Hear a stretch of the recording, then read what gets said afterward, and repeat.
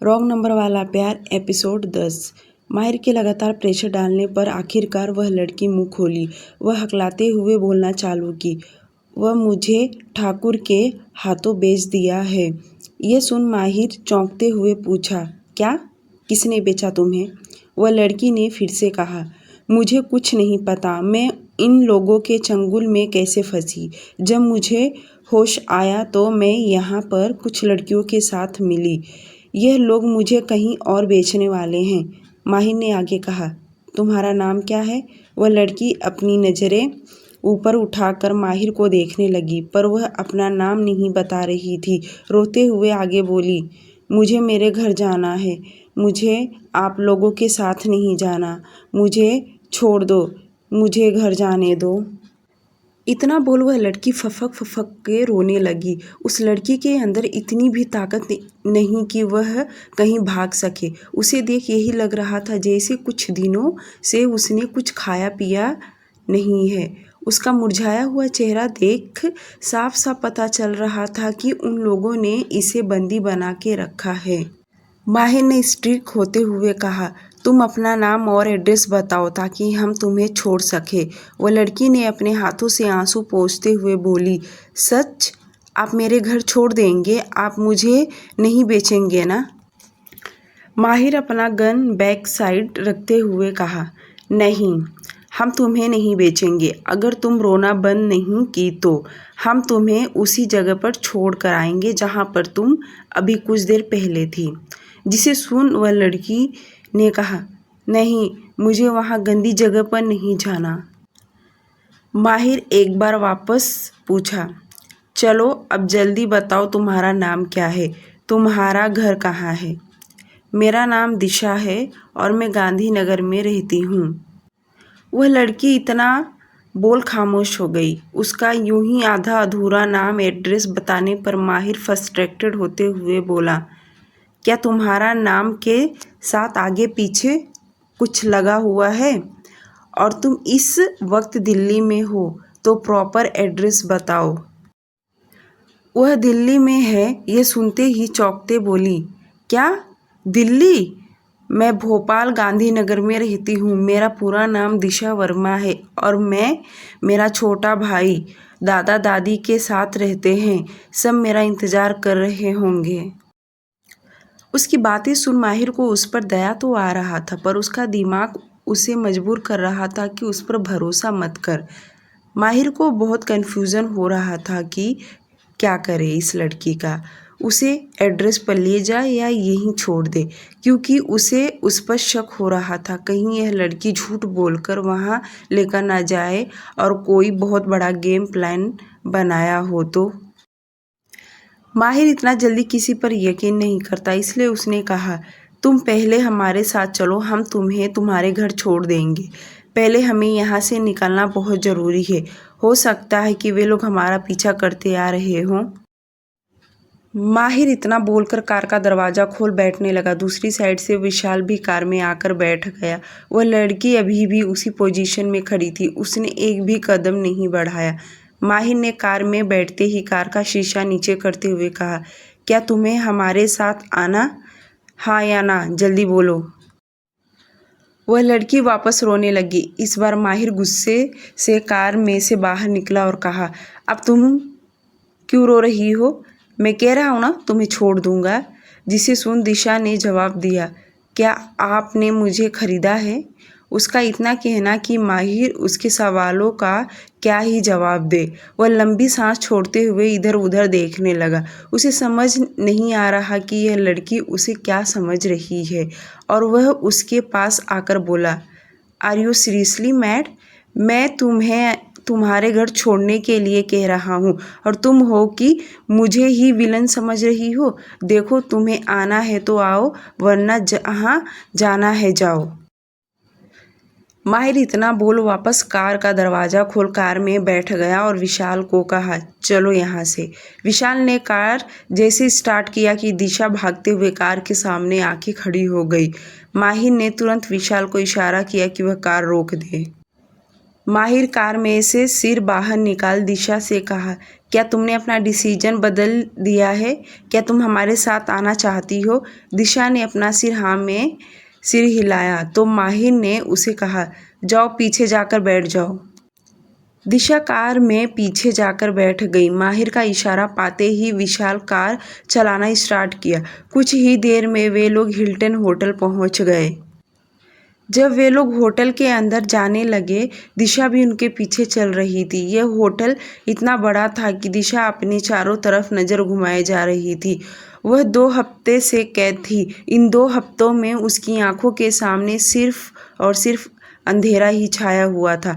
आज वह कैद से बाहर निकली है। उसने भागने का तो बहुत बार जुगाड़ बनाया, पर वह उस कैद से भागने में असफल रही। थोड़ी ही देर में वे लोग 5th फ्लोर पर पहुंच गए। विशाल माहिर की तरफ देख रहा था। मन ही मन सोचने लगा कि उसका बॉस इस लड़की को कहाँ रखेंगे। माहिर ने विशाल की तरफ देख कहा, तुम इसे अपने कमरे में रहने दो। ये सुन विशाल ने तुरंत कहा, सॉरी सर, मैं शादीशुदा हूँ। मेरी वाइफ का वीडियो कॉल आएगा। अगर उसने इस लड़की को मेरे कमरे में देख लिया तो प्रॉब्लम हो जाएगा। उसे तो पहले ही मुझ पर शक रहता है।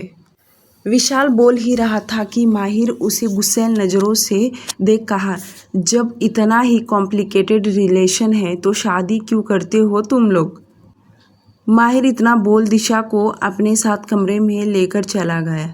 यह होटल का कमरा एकदम लग्जरियस था।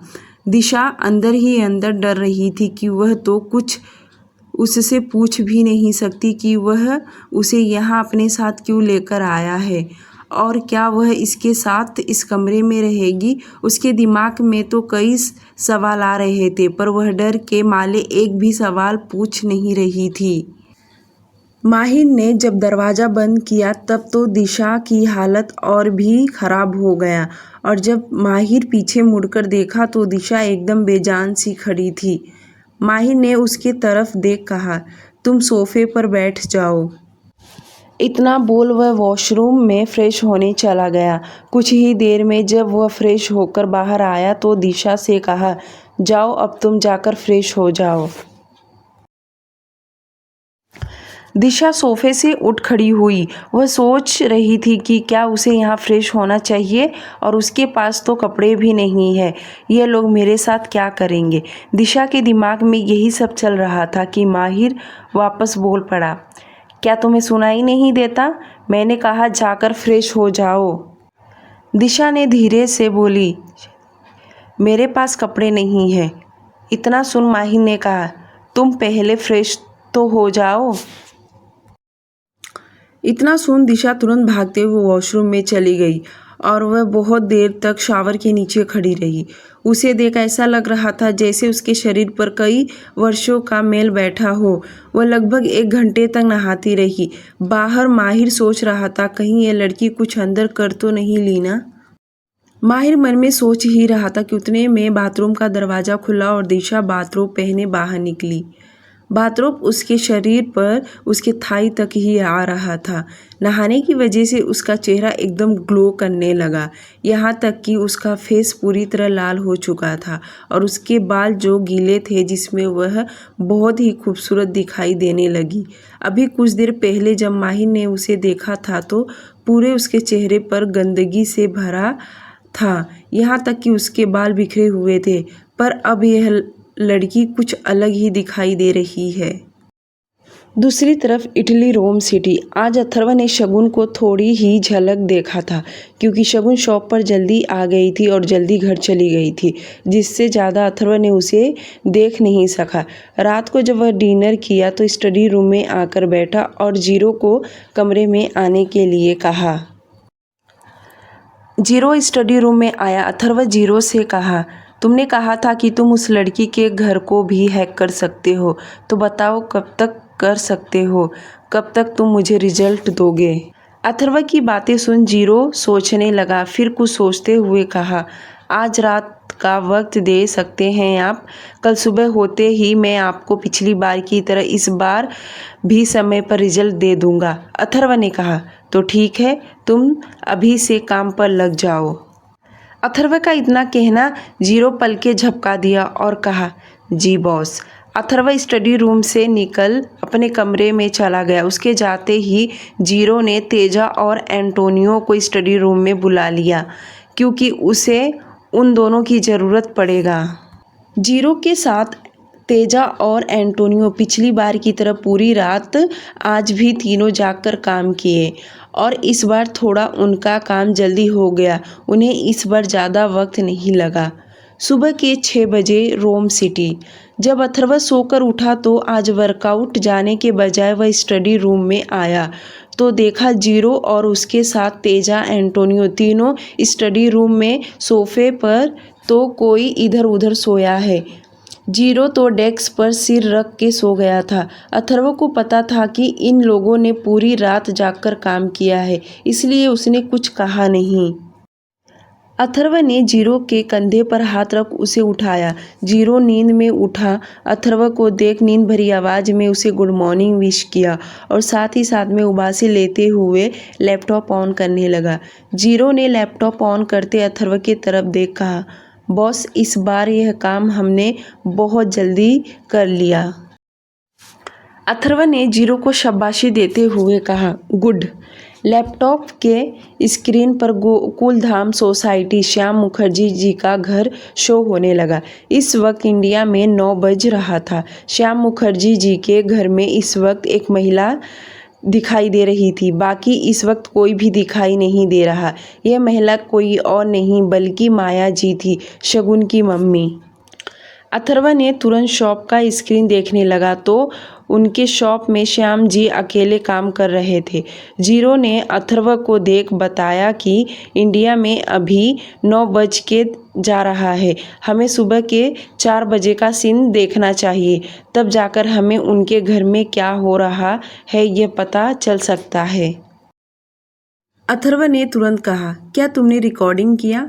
यह सुन जीरो ने कहा, सर आज का तो रिकॉर्डिंग नहीं है, कल से सब रिकॉर्डिंग हो जाएगा। अगर आपको उनका मॉर्निंग 6 बजे का रूटीन देखना रहेगा तो आपको सुबह 4 बजे उठना पड़ेगा। अथर्व को समझ गया कि शगुन इस वक्त कॉलेज में है, इसलिए उसने ज़्यादा कुछ रिएक्ट नहीं किया। सीधे अपने कमरे में चला गया फ्रेश होने। उधर होटल में एक ही बेड पर माहिर और दिशा सोए थे। जब माहिर का आंख खुला तो दिशा का पीठ उसकी ओर था और उसके बाल माहिर के फेस पर उड़ उड़ के चले गए थे। माहिर ने अपने हाथों से उसके बालों को अपने फेस पर से हटाया और देखा तो दिशा का पीठ उसके फेस की ओर था। वह तुरंत उठकर बैठ गया। माहिर को गुस्सा तो बहुत आ रहा था क्योंकि रात में वह अच्छी तरह से सो नहीं पाया। उसने रात में दिशा को सोफे पर सोने को कहा था। देर रात में वह ज़ोर ज़ोर से चिल्ला रही थी, मुझे छोड़ दो प्लीज़, मुझे जाने दो, मुझे छोड़ दो प्लीज़, मुझे जाने दो। यही रट लगाए जा रही थी, जिसके चलते माहिर को नींद नहीं आ रहा था और वह उठकर दिशा को अपने बेड पर जगह दिया सोने के लिए। माहिर को रात को लग रहा था कि शायद कैद की वजह से उन लोगों ने इसे बहुत टॉर्चर किया होगा, जिसके चलते वह रात को उसे पूछने वाला था, पर वह सही समय उसे नहीं लगा। पर अभी वह दिशा को तेज आवाज़ में उठने के लिए कहा। इतनी तेज आवाज़ सुन दिशा डर के उठकर बैठ गई। वह भी हैरान हो गई कि उसके साथ बेड पर सोई है। वह पलकें झपकाते हुए माहिर को देखने लगी। माहिर का इतना गुस्सा वाला फेस देख वह बेड से उठ गई और दूर जाकर खड़ी हो गई। माहिर शक भरी निगाहों से दिशा को देखते हुए कहा, अब सच सच बताओ तुम हो कौन? दिशा को माहिर से अब डर लगने लगा और वह नीचे फर्श की तरफ देखते हुए बोली, मैंने आपको कल ही बताया ना, मुझे अपने घर जाना है, प्लीज़ मुझे जाने दो। माहिर कुछ सोचकर आगे पूछा, क्या उन लोगों ने तुम्हारे साथ कुछ ज़बरदस्ती किया था? माहिर का सवाल दिशा को समझ में नहीं आया और वह उसके तरफ देखते हुए ना समझी से पूछी, मतलब? माहिर को कोई एक बार उसके सवालों का जवाब ना दे तो वह इरिटेट होने लगता है और वह उस पर चिढ़ते हुए कहा, 2 हफ्ते तुम उन लोगों के बीच में थी ना, तो इतनी भी भोली बनने की क्या ज़रूरत है? क्या उन लोगों ने तुम्हारा रेप किया है? माहिर के मुंह से रेप वाली शब्द सुन दिशा की आंखों में आंसू आ गया और वह उसके तरफ बिना देखे ही बोली, आप इतना गंदा शब्द किसी लड़की के लिए कैसे कह सकते हैं? माहिर बेड पर से उठ गया और दिशा के एकदम करीब आकर उसकी बाहें कस के पकड़ा। उसके इतना कस के पकड़ने से दिशा उसकी आंखों में देखने लगी। माहिर भी उसकी आंखों में देखते हुए कहा, मैंने तुमसे सवाल पूछा तो मैं गंदा हो गया और तुम्हें उन लोगों ने 2 हफ्ते अपने कैद में रखा, ऐसा तुम कह रही हो तो क्या वे लोग ठीक हैं? दिशा ने अपने हाथ को छुड़ाने के लिए स्ट्रगल करने लगी। उसका ऐसा करता देख माहिर और भी कस के उसकी बाहें पकड़ लिया। उसका इस तरह से पकड़ना दिशा को तकलीफ हो रहा था। वह अपनी दर्द भरी आवाज़ में बोली, ना वह लोग ठीक हैं और ना आप ठीक हो, सब एक जैसे हैं। माहिर ने झट से उसकी बाहें छोड़ दिया। उसके अचानक से छोड़ने की वजह से दिशा फर्श पर गिर गई और माहिर तेजी से वॉशरूम में चला गया। कुछ ही देर में माहिर रेडी हो गया और विशाल से कहा, तुमने चॉपर रेडी करवाया ना? विशाल भी रेडी हो गया था और माहिर से कहा, यस सर, रेडी हो गया है, बस हमें यहाँ से आधे घंटे में निकलना होगा। विशाल जैसे जाने को हुआ कि वापस रुक गया और माहिर से पूछा, सर इस लड़की का क्या करना है?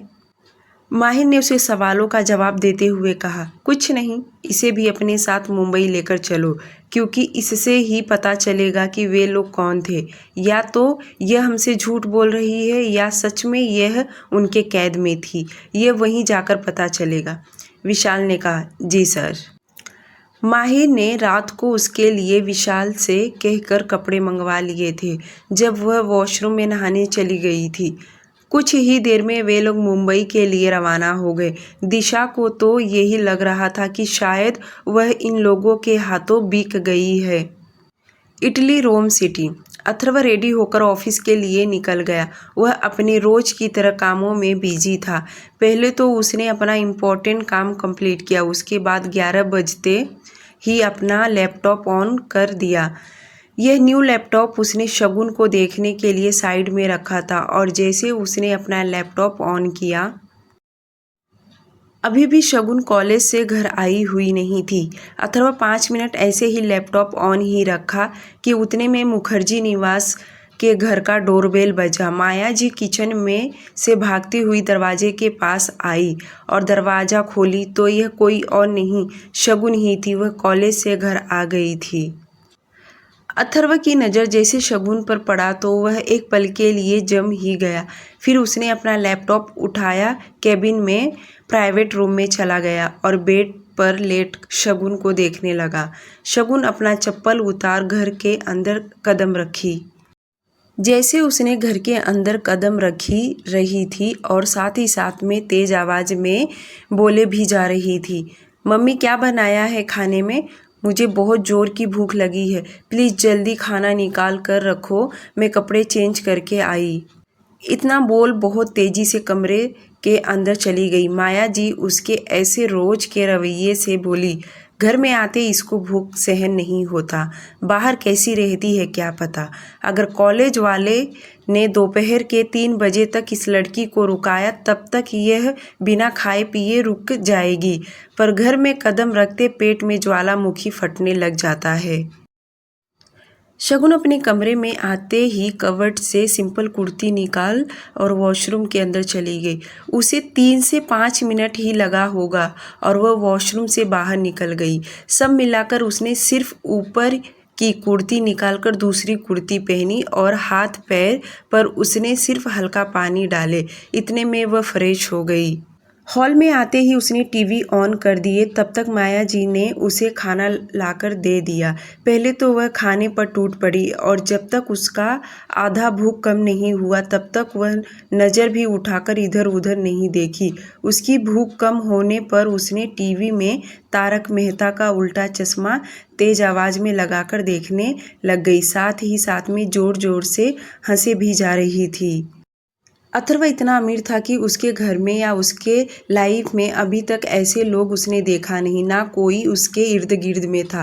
पहली बार ऐसे भी लोग देख रहा था। वह तो पैदा ही रईस घर में हुआ था, उसके चाल चलन बोली भाषा भी रईसों वाली है, पर वह पहली बार ऐसे नॉर्मल लोगों की लाइफ देख रहा था जो शगुन के घर का सब कुछ मिलाकर उससे ज़्यादा अथर्व के घर के सर्वेंट के लोगों का है। शगुन टीवी देखते देखते जोर जोर से हंसे जा रही थी। उसका ऐसा करना कि माया जी ने कहा, पहले अच्छे से खाना खा लिया कर, बाद में टीवी पर ध्यान देना। माया जी शगुन के टीवी के बीच में आए जा रही थी। वह घर के कुछ काम में लगी थी कि शगुन अपनी माँ से बोली, मम्मी बीच बीच में मत आया करो, मैं टीवी देख रही हूँ ना। माया जी ने तुरंत कहा, तो घर के काम करूँ या नहीं, तुझसे तो घर का काम होगा नहीं, तुझे तो सिर्फ कॉलेज और दुकान, और तो कुछ काम करना नहीं है। शगुन मुंह बनाते हुए बोली, मम्मी दुकान संभालना काम नहीं है क्या? माया जी ने कहा, काम है, पर घर का भी काम करना आना चाहिए ना तुझे। तेरे दोनों बहनों को देख, घर के सब काम करने आता एक तू। शगुन ने वापस मुंह बनाते हुए कहा, तो इसमें कौन सी बड़ी बात है, अगर उन्हें आता है तो आता है, मुझे नहीं आता तो नहीं आता। माया जी ने भी उसके बातों का कोई जवाब नहीं दिया, क्योंकि वह हमेशा बोल बोल के थक जाती, पर शगुन घर के एक भी कामों में हाथ नहीं बटाती। वह सिर्फ अपने बाबा के दुकान के कामों में ही हाथ बटाती है, या बहुत बोलने पर घर के एक आधा छोटे मोटे काम कर देगी, वरना उसे घर का काम करने में हमेशा मौत ही आता है। यूं ही टीवी देखते देखते शगुन का टाइम हो गया था दुकान जाने का, क्योंकि उसके बाबा सिर्फ नाश्ता करके दुकान पर चले जाते हैं। अब उनका टाइम हो गया था खाना खाने का। शगुन वापस अपने बालों को हाई पोनी बना ली और घर से निकल शॉप पर चली गई। इधर कैबिन में बैठे अथर्व ने दोपहर से लेकर शाम तक शगुन को देखते रहा। वह अपना काम भी कर रहा था और साथ ही साथ में शगुन पर भी वह नोटिस किए जा रहा था। बीच में कई बार उसने अपना लैपटॉप बंद भी कर दिया, जैसे लंच टाइम में। जब रात को ऑफिस से घर आया और फ्रेश हुआ, उसके बाद वह लैपटॉप ऑन किया और शगुन के घर का व्यू देखने लगा। रात के वक्त उनके घर में सभी लोग मौजूद थे, जैसे उसके बाबा, उसकी बड़ी बहन राशि। वह अपने जॉब से घर आ गई थी। माया जी ने टेबल पर सभी के लिए खाना लगा दी। वहीं राशि अपने मोबाइल पर किसी के साथ चैटिंग करने में बिजी थी। वहीं शगुन सोफे पर फैलकर हाथ में टीवी का रिमोट ले टीवी देखने में बिजी थी। माया जी कब से आवाज़ देकर दोनों को बुलाए जा रही थी। राशि अपना मोबाइल बंद कर दी और खाना खाने आकर बैठ गई। उसके बाबा भी बैठ गए। माया जी ने शगुन की तरफ देख बोली, अब क्या तुझे अलग से बुलाना पड़ेगा, चल जल्दी खाना खा ले। शगुन का टीवी की तरफ नज़र था और वह बिना किसी की तरफ देखे बोली, मम्मी आप खाना खाना चालू कर दो, जब तक आप आधी रोटी खाओगी उतने में मैं पूरा खाना खाकर ख़त्म कर दूंगी। मुझे वक्त नहीं लगता है, मैं 2 मिनट में खा लूँगी। उसकी आदतें घर में सभी को पता था कि वह कितनी लेजी है। तभी श्याम जी बोले, हमें पता है तू 1 मिनट में खा लेगी, बाद में टीवी देख, पहले खाना खा ले। माया जी थोड़ी सख्त आवाज़ में बोली, अगर तुझे उठा नहीं जा रहा तो टीवी गले में बांध ले और आकर बैठ खाना खाने। माया जी के चिल्लाने पर आखिरकार शगुन सोफे से उठी। उसकी नज़र एकदम टीवी पर ही था। जैसे तैसे आकर वह चेयर पर बैठ खाना खाने लगी। उसे कम से कम 8 से 10 मिनट लगे खाना खाने के लिए। उसने एक ही प्लेट में चावल, उसके ऊपर दाल डाले, साइड में सब्जी, पतली सी एक रोटी, फटाफट उसने खा लिया और वापस टीवी देखने बैठ गई।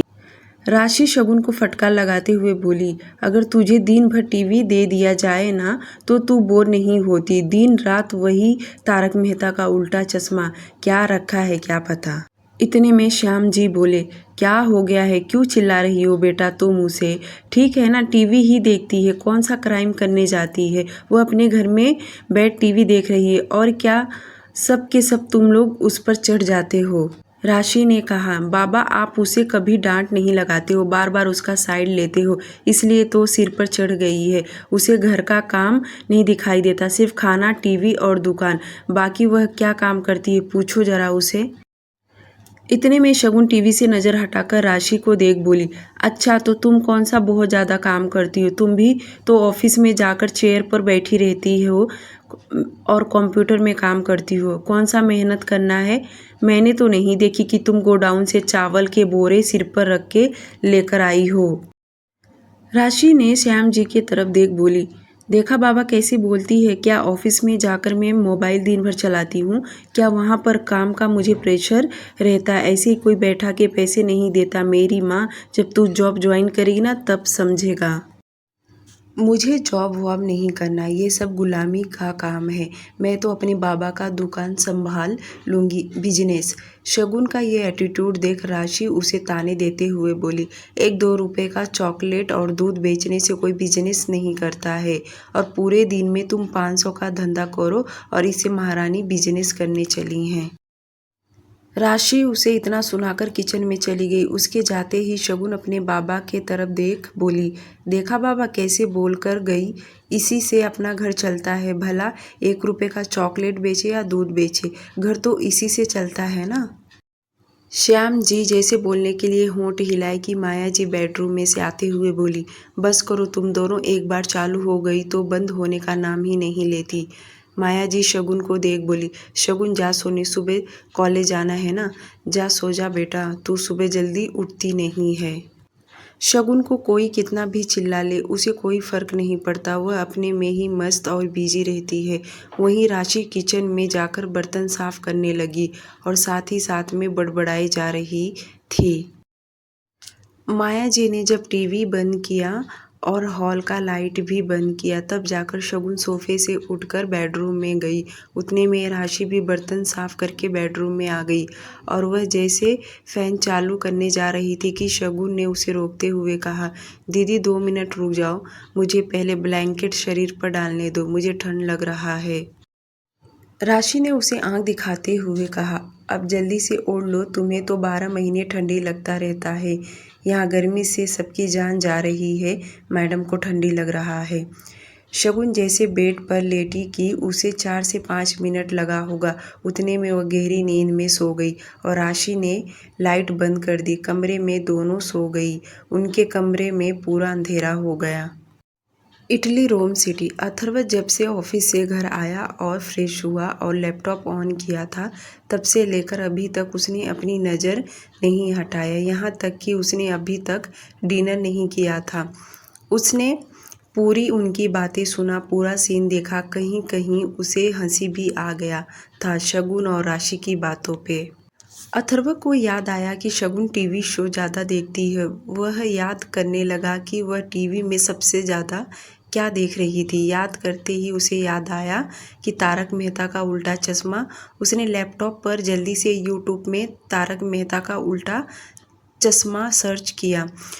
उसे बहुत सारे एपिसोड या रील दिखाई देने लगे। एक एक 2-2 मिनट के रील थे। वह ओपन करके देखने लगा।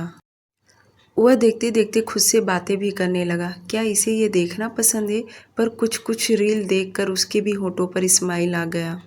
अथर्व और 10 से 15 मिनट तारक मेहता का उल्टा चश्मा देखा। कहीं कहीं उससे भी होठों पे स्माइल आते जा रहा था। बाद में उसने अपना लैपटॉप बंद कर दिया और सोफे से उठ खड़ा हुआ क्योंकि उसे अब डिनर करना था। वह खुद के दिमाग को समझाने लगा, मैं क्यों इस लड़की के बारे में इतना सर्च कर रहा हूँ, इसे क्या पसंद है क्या नहीं पसंद, मुझे इससे क्यों फ़र्क पड़ रहा है। मुझे सिर्फ इसका फेस देखना था, जो मैंने देख लिया मुझे यहीं स्टॉप कर देना चाहिए। मुझे अपने काम पर फोकस करने के बजाय सुबह से लेकर रात तक इसे ही देखे जा रहा हूँ। इंडिया मुंबई में रात का समय। माहिर, विशाल और दिशा शाम में ही मुंबई आ चुके थे। विशाल तो अपने घर चला गया, वहीं माहिर अपने घर आ गया था। साथ में दिशा भी आ गई थी। माहिर को कुछ इम्पोर्टेंट काम था जो निपटाने ऑफिस चला गया। रात के समय में जब माहिर घर लौटा तो दिशा लिविंग एरिया में सोफे पे बैठी थी।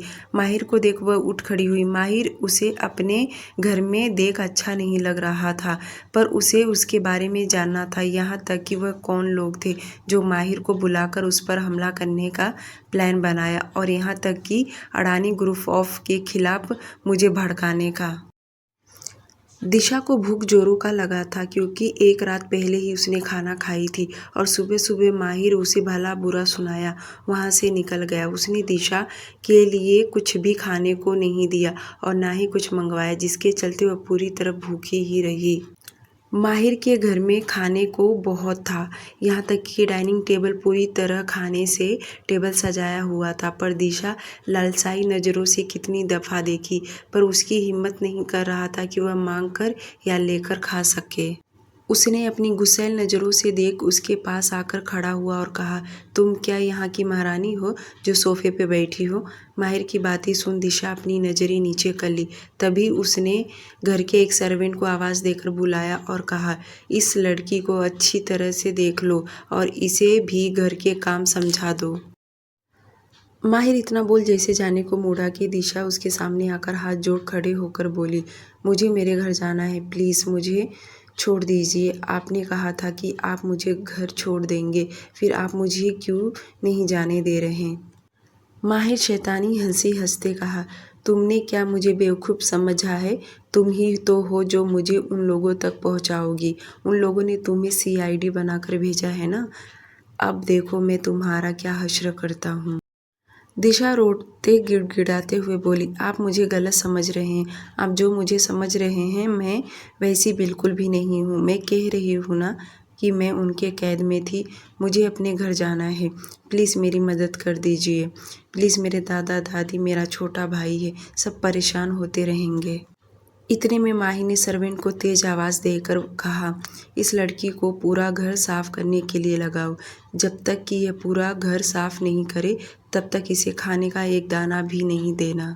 इतना बोल माहिर तेजी से सीढ़ियाँ चढ़ते हुए अपने कमरे में चला गया। उसके जाते ही दिशा रोते नीचे फर्श पर बैठ गई। तभी सर्वेंट ने उससे तेज आवाज़ में कहा, उठो, चलो जल्दी काम पर लगो। दिशा यूं ही रोते रोते चुपचाप खड़ी हो गई। अपने उल्टे हाथ से आंसू साफ किए और उस सर्वेंट के साथ लॉन्ड्री रूम में चली गई। सर्वेंट ने उसे बाल्टी में पानी और कपड़ा देते हुए कहा, सुनो लड़की, पहले किचन साफ करना, फिर लिविंग एरिया, समझी? कोई भी सामान बिना पूछे हाथ मत लगाना और कोई भी चीज़ बिना तोड़े फोड़े संभाल के काम करना। चलो अब जाओ। दिशा हाथ में बाल्टी पकड़ धीरे धीरे चलने लगी। उसने सबसे पहले किचन रूम की सफाई की, उसके बाद लिविंग एरिया क्लीन करने लगी। वे बहुत धीरे धीरे काम कर रही थी। आज से पहले उसने इतना काम कभी नहीं किए। आज जिंदगी देखो कहाँ लाकर खड़ी कर दी है। देर रात माहिर अपने कमरे में बैठे लैपटॉप पर काम कर रहा था कि तभी उसे दिशा का ख्याल आया। वह तुरंत कमरे से बाहर निकला, ऊपर से कॉरिडोर पे खड़ा होकर चारों तरफ नज़र घुमाया। तभी उसकी नज़र सामने सोफे के पास गया। दिशा बैठ के फर्श साफ कर रही थी, बहुत धीरे धीरे काम कर रही थी, साथ ही साथ में रोए भी जा रही थी। माहिर को ये सब उससे करवाना अच्छा तो नहीं लग रहा था। एक पल के लिए उसे लगा कि उसे यहाँ से आज़ाद कर दे, फिर कुछ सोच कर वह खामोश हो गया, क्योंकि जो हादसा दिल्ली में उसके साथ हुआ था उसे वे भुला नहीं सकता। उसे यही लग रहा था, ज़रूर ये लड़की उनकी मदद कर रही है और शायद इसी से उनका पता चल सके। माहिर तेजी से सीढ़ियाँ उतरते हुए नीचे आया। दिशा जो फर्श साफ कर रही थी उसके हाथों के सामने स्लीपर दिखा। उसने अपनी नज़र धीरे से उठाकर ऊपर की ओर देखी तो माहिर था। माहिर अच्छे से देख सकता था कि दिशा की आंखों में आंसू है, पर उसे उसके आंसुओं से कोई फर्क नहीं पड़ा। माहिर भारी आवाज़ में कहा, देखो, अगर तुम चाहती हो अपने घर जाना तो उन लोगों के बारे में जो कुछ भी जानती हो सब बता दो, नहीं तो मुझे अपने तरीके से आएगा सब पता लगाने। माहिर की इतनी कड़वी बातें सुन दिशा अंदर ही अंदर से सहम सी गई, क्योंकि वह कल से एक ही रट लगाए बैठी है कि उसको कैद कर लिया गया था। उसे कुछ नहीं पता वे लोग कौन हैं, पर अब क्या मतलब बार बार एक ही बात कर, जब ये आदमी समझने को तैयार ही नहीं। उसने माहिर के बातों का कोई जवाब नहीं दी और वापस फर्श साफ करने लगी। दिशा को कुछ न बोलता देख माहिर को और भी गुस्सा आने लगा और चिढ़ते हुए कहा, मेरा डाउट सही निकला। तुम जितनी भोली दिख रही हो उतनी हो नहीं। तुम्हारे और तुम्हारे साथियों के गेम का हिस्सा मैं नहीं तुम बनोगी। जिस दिन पता लगा उसी दिन तुम लोगों का वह हश्र करूँगा कि माहिर अपनी बातें अधूरी छोड़ दिया और वहाँ से जाने को मुड़ा कि दिशा अपने आंखों से आंसू पोंछते हुए बोली, सत्य कभी दावा नहीं किया कि मैं सत्य हूँ, पर हाँ झूठ हमेशा दावा करता है कि मैं सत्य हूँ। उस दिन का इंतजार रहेगा जिस दिन सत्य सबके सामने आएगा। दिशा की बातें सुन माहिर को अंदर ही अंदर अजीब सा फील हुआ। उसकी बातों में वे दर्द साफ दिखाई दे रहा था, पर माहिर तो माहिर था, उसका पत्थर दिल पिघला नहीं। आज के लिए सिर्फ इतना ही। डियर लिसनर, प्लीज़ आप लोग मेरे चैनल को सब्सक्राइब कर दीजिए। Thank you so much.